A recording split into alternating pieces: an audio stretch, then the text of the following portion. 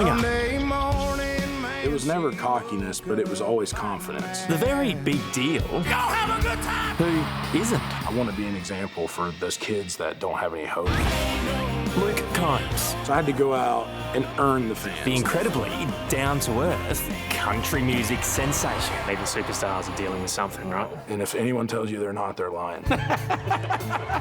That's next on 60 Minutes. 60 Minutes, Luke Combs. Look at that. There it is. Big time. Well done. Welcome back. Thank Welcome you. back to Thank Australia. you. Yeah, it's good to be back. You're Good a to big be deal back. in these parts, Oh, aren't you? gosh, I don't know about that. But enjoy being here, man. It's a good place. Everybody's great. Shows are always awesome. Yes, it's a good place, for sure. Well, Luke, you're a massive music superstar, but you're famously down to earth as well. How do you make, please, being an everyday guy, so damn cool? Gosh, I don't know. I don't know that it's very cool, I guess, but... You got some fans who'll disagree, I reckon. Yeah, I don't know. I think I've thought about it a lot. You know, I've been asked that question, but what do you think it is, or why do you think it works? Yeah. I just think it's, you know, people can see themselves, I think, in me a little bit in some ways, you know. Yeah, I'm just the same guy, right? I'm just like different circumstance now than I was when I started. I mean, I'm really 99.9% exactly the same as I was when I started out. That's amazing to think. Yeah, I mean, it you are is, very yeah. famous, and fame changes most people, Oh, but for you're sure, saying yeah. it hasn't changed you one bit. I mean, I can afford more stuff, you know? I mean, it's like, that's it, really, you know what I mean? Did you ever see yourself reaching this level of fame, even anything remotely close to what you've achieved? No, definitely not. At least when I started, you know, I was definitely outside the prototypical look of... How so, Luke Combs? How so? Someone that was a successful country music singer at that time. I still am, I guess, in a lot of ways, you know. But just, I don't know, it's like, you know, I was kind of just bigger dude, beard, you know, that wasn't really the look at the time. And not that I didn't really care, to be honest. It didn't bother me much. I was really just trying to do something that I enjoyed, you know, and, you know, be able to live my life in a way that, you know, made me happy, right? Which is, I love singing, I love, you know, writing songs, playing shows. If I could be, you know, doing that at the bar or wherever, that would have been fine with me. Would you still be playing those bar shows if you weren't playing to stadiums? Definitely, you know, music has always been a big part of who I am, right? And wasn't always playing guitar and writing songs, but I was always singing. I was always, you know, something that I enjoyed, that I thought that I was good at. And so it's just always been there every day. What was growing up like for Luke Combs? Gosh, you know what? It's funny. It's like pretty boring as much as and not in a bad way, but maybe like there's no story that's like the gripping headline of like guy like pulls himself up by his bootstraps, you know, and like, Rags to riches. yeah, I always wanted to do this. It's just kind of like regular clothes to riches is not rags to, you know what I mean? Like I grew up in a lower middle class family, only child. My dad was a maintenance man. My mom was a, you know, receptionist at the bank. You know, we didn't make a lot of money, but my parents were also really financially sound. So we didn't have like any debt, you know, so we were never like, but like if the washing machine broke, like that was a big problem in the house, you know what I mean? Like, but no, I had, you know, my parents were really great.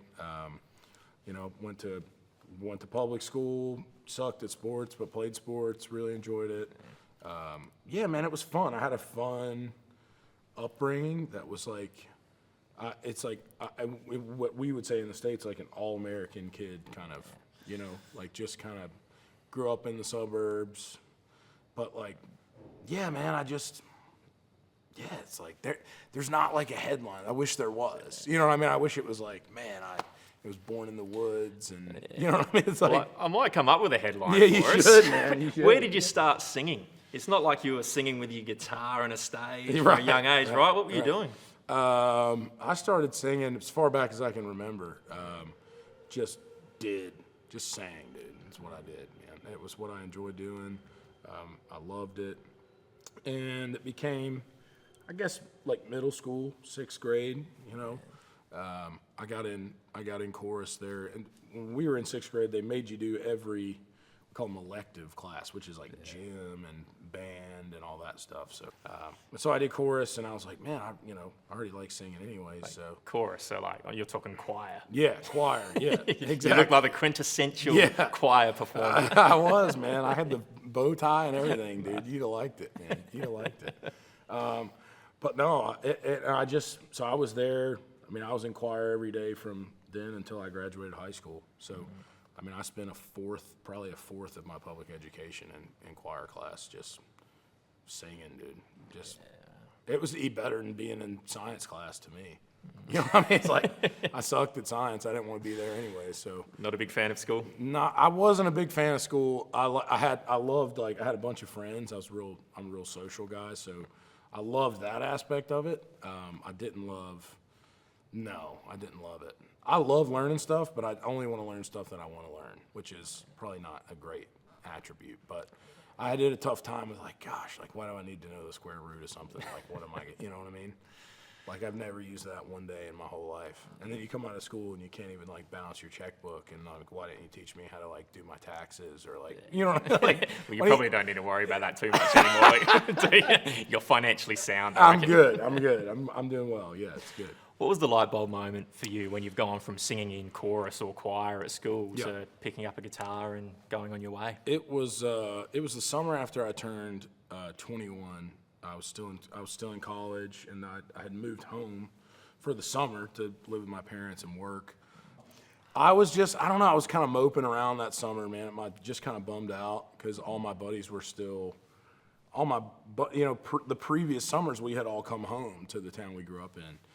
And that summer, all my buddies kind of stayed in their prospective college towns, So I was like the only guy from my friend group that had come home. So none of my friends were there. And I'm like 21, which is the drinking age in the States. So I'm like, well, I don't have anybody to drink with or anything, dude. It's like, I was bummed about that. And I was sitting on the porch at my parents' house, and my mom came out, and she was like, what's wrong? She could just tell I was in a bad mood or something. Yeah, and Mom's a good like that. Yeah, for sure. And she was like, what's wrong? I was like, wow, just none of my friends are here. I'm bummed out. And, giving her every excuse in the book why my life was terrible. My parents had bought me a guitar in like 7th grade. And I took like 2 guitar lessons and hated it because my parents wanted me to do it. So Luke Combs hated the guitar. I did hate the guitar, yeah. But no, they bought it for me, and I was just like, man, I don't want to do this because my parents want me to do it, right? Yeah, right? I'm at that age where I'm like, whatever my parents want me to do isn't cool, and I shouldn't do it, you know? Of course. So my mom was like, well, you still got that guitar in your bedroom that we bought you all those years ago. You should get it out and play it or whatever. And I was like, wow, it's not the worst idea, So I got it out, started messing around with it, spent that whole summer pretty much doing that. That became what I did all summer. And I got back to school in the fall. I did the same thing, just playing guitar, going to class. And then I got good enough where I could, play a couple songs here and there, and started playing for my, people would be in my living room, my buddies or whatever. Everybody kind of knew that I sang. Like that was kind of like a gimmick thing. So I played rugby in college, right? Yeah. So we'd be at the parties and everyone's like, dude, sing for these chicks. It was like it was like kind of I was like party trick guy. Around the bonfire. That was kind of like my light bulb moment, Once I got good enough, I was like, man, dude, this could be something that's, So I started messing around with writing songs, and next thing you know, I'd booked a couple gigs, and here we are. Yeah, I'm doing the math here. So picking up the guitar at 21, what are you now, mid-30s? 34, yeah. It's a late start. It's a late start, for sure. But it worked out, though, man. Absolutely, it worked out. Yeah, it worked out. Incredibly well. Yeah, it worked out, yeah. Once I knew, I just felt like I knew, So it was like, I got like my horse blinders on and was just like, I was like hammered down to just achieve the goal, right? And the goal was never like to be doing what we're doing now. Because it didn't seem attainable, right? So it was like, the goal was always like really small goals were the thing. Like something I could accomplish in a month was my goal at that time. And it just kept being that. Every month it was like reset the goal. And then all of a sudden we're here, Well, it's interesting you say that. What's always said about you, Luke, is it was this sprint to the top of country music. It took, 5 years, and suddenly you're going from Nashville to arenas to stadiums. Yeah. Did it feel like a quick rise to fame? It did, but it also didn't at all, right? Because there's a lot of travel time in there, a lot of gigs played in there, a lot of life lived in there. You got married, you got 2 kids, so there's a lot of things that have happened. It's been a wild, I guess now 10 years. I've been in Nashville for 10 years now, so it's been a crazy 10 years for sure. What was that move like, and what was that slog like to try and make it in that business? It was actually, for me, it was really exciting for me because it was I believed in myself. It was never cockiness, but it was always confidence in my ability, and I knew that, at 22 years old. I put me on stage with whoever, I'll fucking sing better than them. It doesn't matter. You know what I mean? And maybe that's not even true, but it was just that was my ignorance. Confidence is key. Yeah, and so I was never worried about what people were going to think or how they were going to react. And not that I always thought that they would think that it was great or that my music was for them. It wasn't that. But I knew that nobody would walk out and go, this guy doesn't deserve to be here because he's not talented or he's not this or he's not that. So that gave me a lot of confidence to just go out and sing my songs and do what I felt like I did best. Do you remember your first big show in Nashville where you thought, I can make a real living out of this? It's there's never a big one. I think there's it's weird because in Nashville, there's never that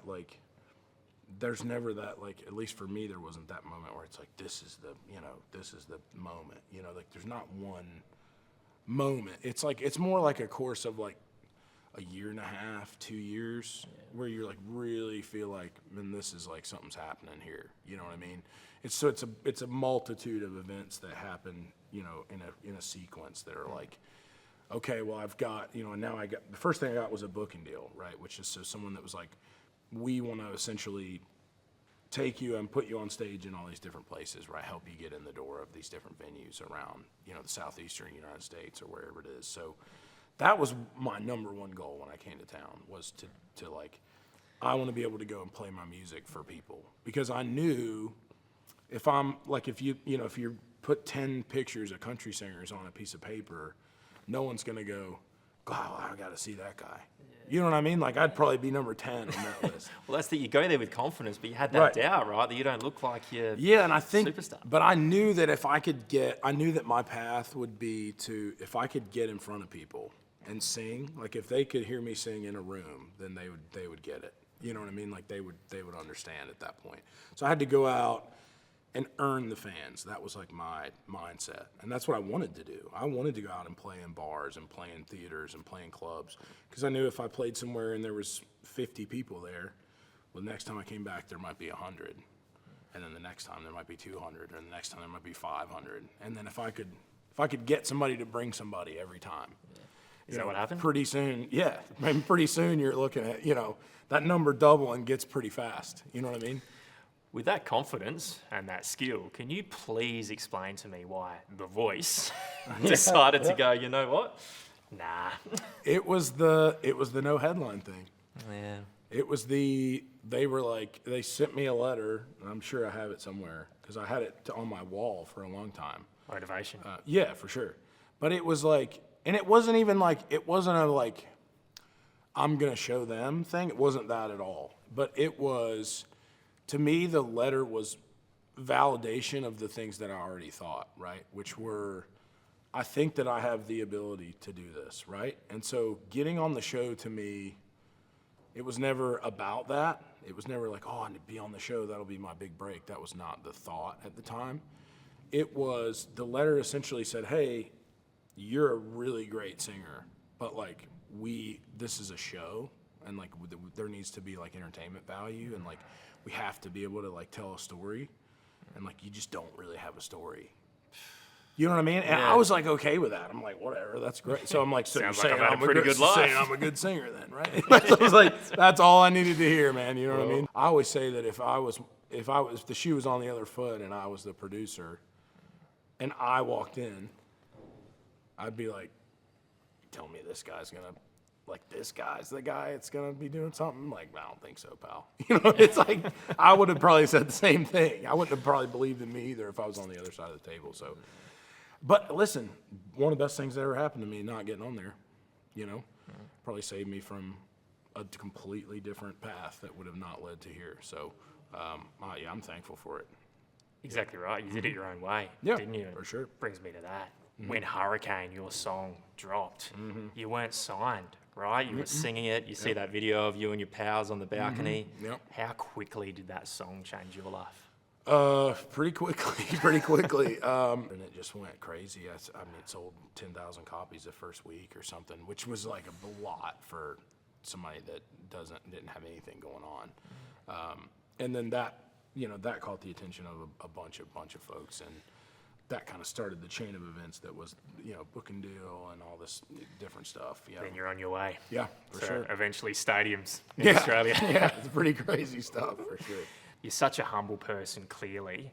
I think your humility is really shown when you got that Entertainer of the Year award at the CMAs. Oh, for And sure, you get up on stage. What did you say? I don't deserve this, but I'm glad I got it. Yeah. Why did you think that in that moment you'd made it? Gosh, I don't know. I mean, you just think about all the people that, I think of all the people that haven't won that award, really, that I look up to, that are, a lot of the reason that I'm standing up there, there's so many great artists who have never gotten to, hold that trophy or have that honor. And it's hard to think of yourself in that terms of, like, when you go look at the list of people who've won it, it's just like, there's not a lot of names on there, man. There's not a lot of people that have won that, Well, even the nominees that year, right? You've got Stapleton in the crowd, and Yep. Underwood. I presume they were your idols at one point. Oh, for sure. I mean, you got to think those people at the time that I started. I mean, those people already had, and I knew who Chris was. His, that whole moment with Timberlake and that stuff hadn't happened yet. When I moved to Nashville, it happened shortly afterwards. But as a guy who was deep dive fan of country music, like, I knew who Stapleton was before I moved to town, right? He was kind of like a cult figure at that time amongst the music community.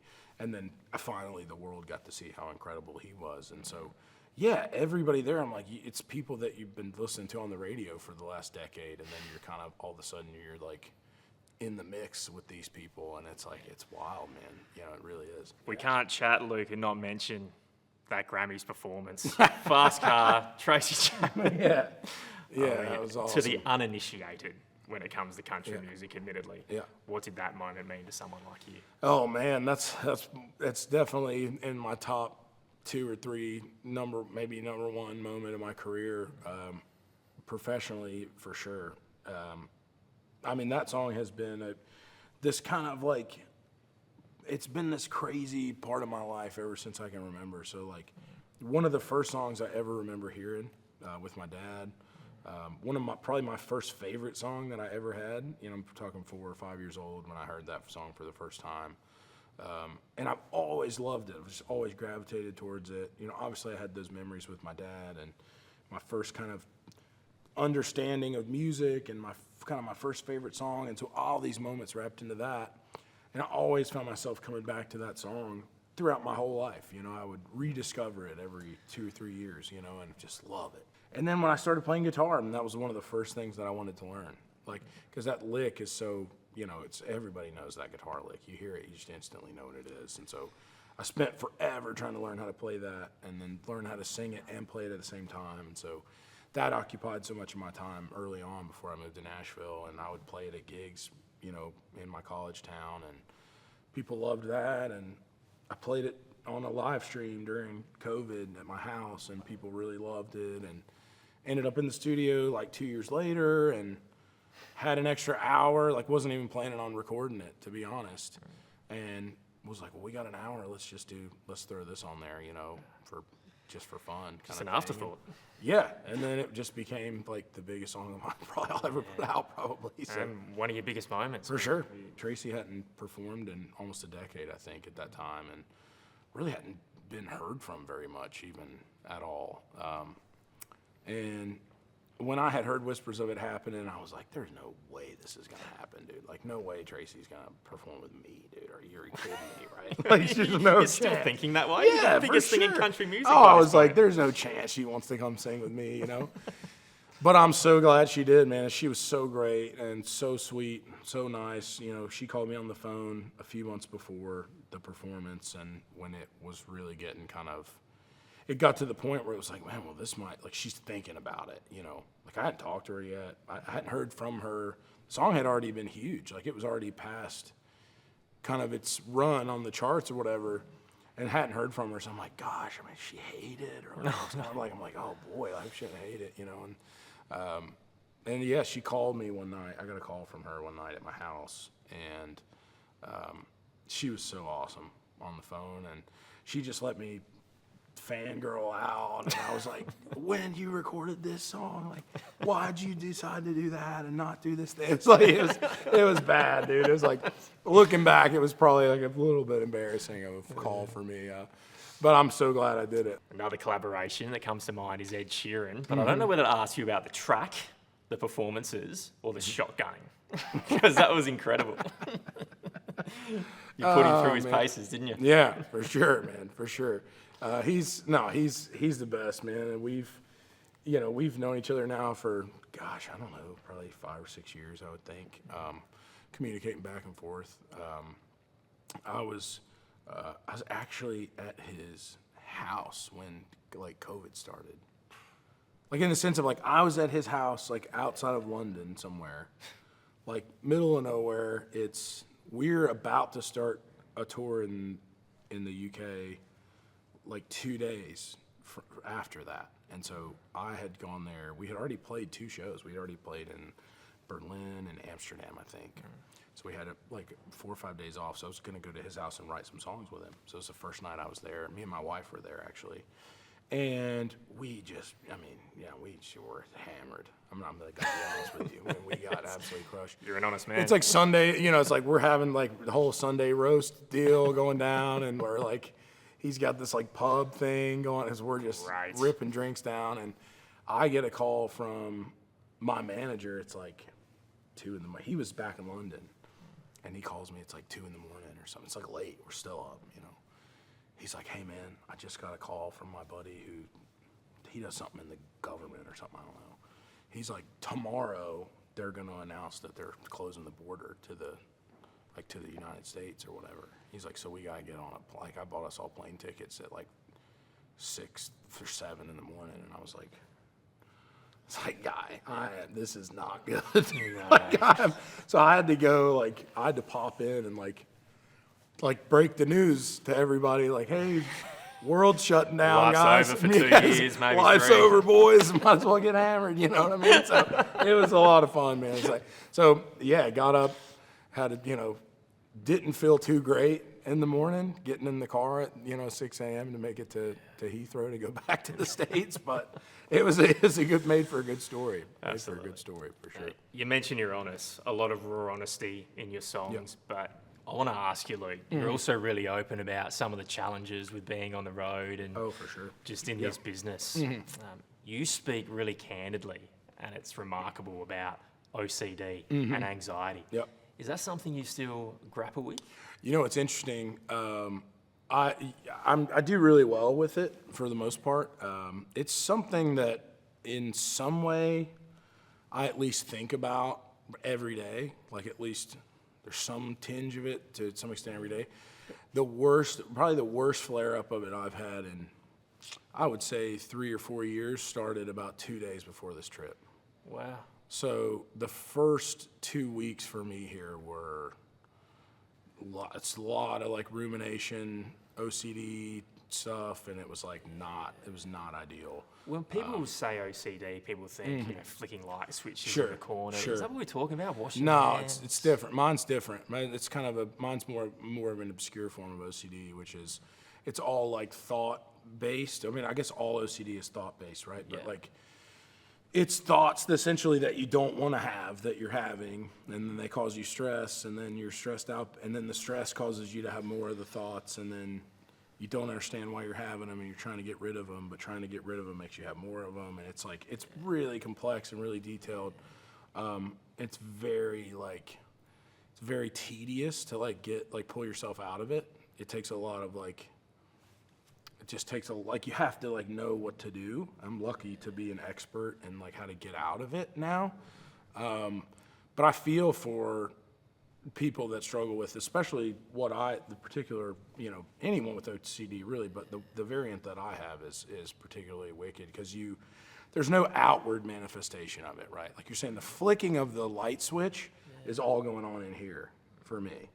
The flicking of the light switch for someone else, you can see that going on. Yeah. So for someone like myself, you don't even know it's going on. It could be going on right now, and you don't even know it.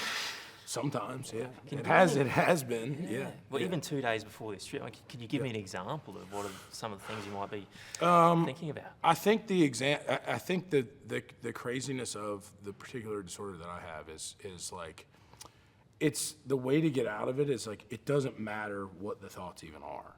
Like you giving any credence to what the thoughts are is like irrelevant and only fuels you having more of them. So it's learning to just go, doesn't even matter what the thoughts are. Like I just have to accept that they're happening and then just go, whatever, dude. Like it's happening, it's whatever.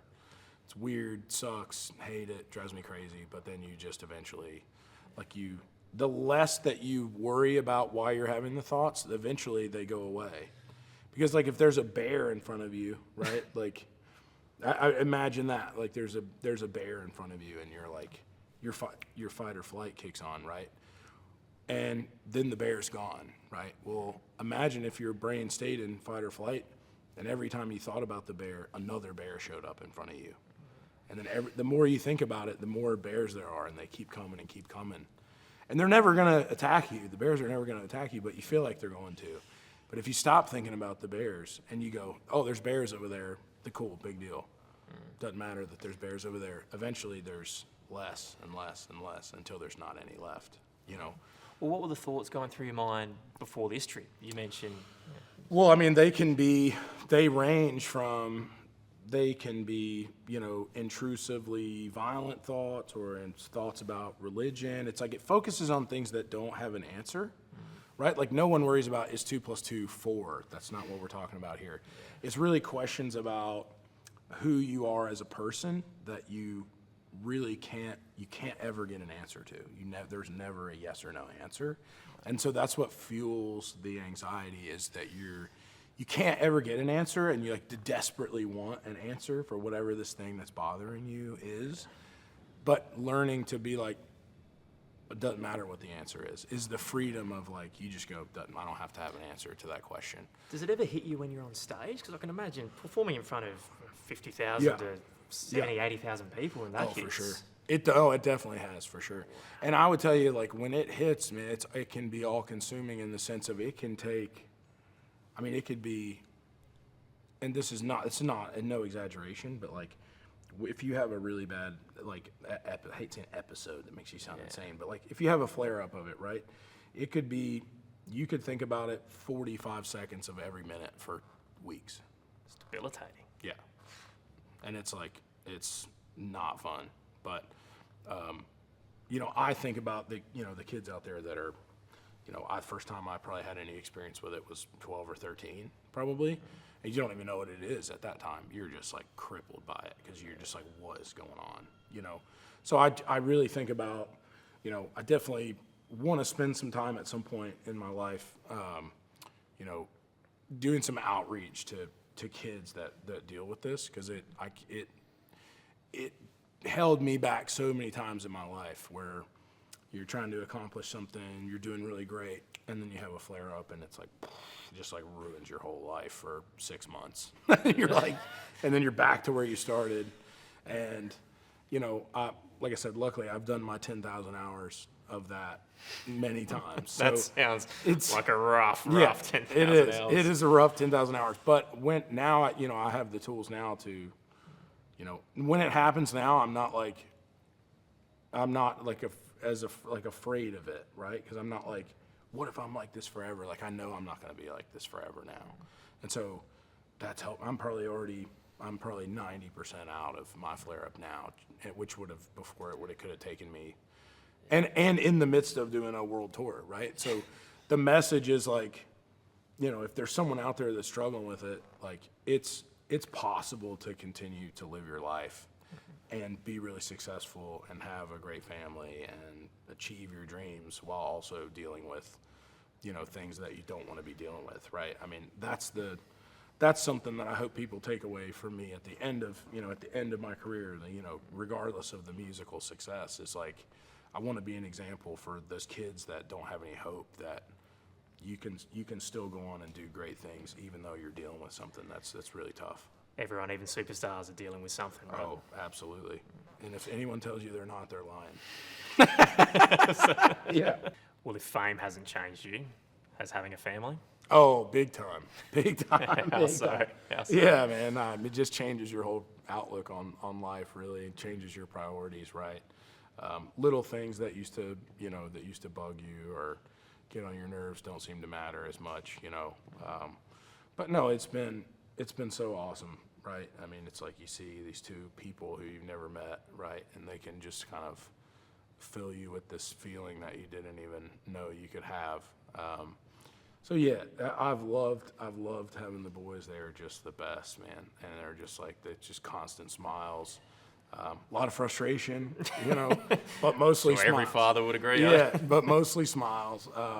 Yeah, and I miss them. Can't wait to see them. Yeah, man, it's just good. It's good. Something to, you know, it's like you come home to them and they're excited to see you, and gosh, it's great. You must count down the days as you were. Oh, to for get sure. back there must be so hard being on the road away Yeah. from them. It is, man. Especially when they're little too, you know, and you're missing so much like great stuff, you know, because there's that little window between, you know, my oldest is 2.5, you know, so, but I mean, pretty soon, you know, you'll be staring down kindergarten, and then it's like, well, maybe if I'm home 5 days a week or 6 days a week, well, he might be in school every day when I'm home, for the most part, you know, besides coming home and dinner and stuff. So you just try to spend that time with them, you know, and I get to, man, I get to spend a lot of time. I probably get to spend more time with my kids than most people. So I'm very, very thankful for that. But my time away with them just comes in chunks as opposed to, you know, being at work every day, you know. So I might get 3 months at home and see my kids every day and spend as much time with them as I want to, you know, as much time as I can, you know. So there's blessings on the other side of it for sure. Good stuff, mate. One more. Yeah. If no one's ever been to a Luke Combs show, it's probably a decreasing number of people. But what do they expect? I think a good time, I think, is number one. That's what we want everybody to have, man, is a good time and have fun. And, you know, that's why I always went to concerts, right? Hear my favorite song and get away from, you know, whatever's happening outside the doors is like, leave it at the door, man. You know what I mean? Like, you know, have some drinks if that's your deal. If not, whatever. A shoey? Yeah, whatever you want to do, man. We're here to have a good time, and yeah, there's gonna be some good energy. There's gonna be some really high intensity moments, and there's gonna be some really stripped down, kind of emotional moments, and it's just a good time, man. I mean, we have a good time, and I think that the fans can feel that, and that's what we want. It's why we're here. It's why people, you know, pay money to get in the door is to have a good time. Well said, mate. Right Absolute on. privilege. Yeah. Thanks, man. dude. Thank you Appreciate so it, man. much. That was That was a awesome. good Yeah. chat, man. That was Yeah. fun. Brilliant. Thanks, man. So down to earth, mate. You're a legend. Hello, I'm Adam Hegarty. Thanks for watching 60 Minutes Australia.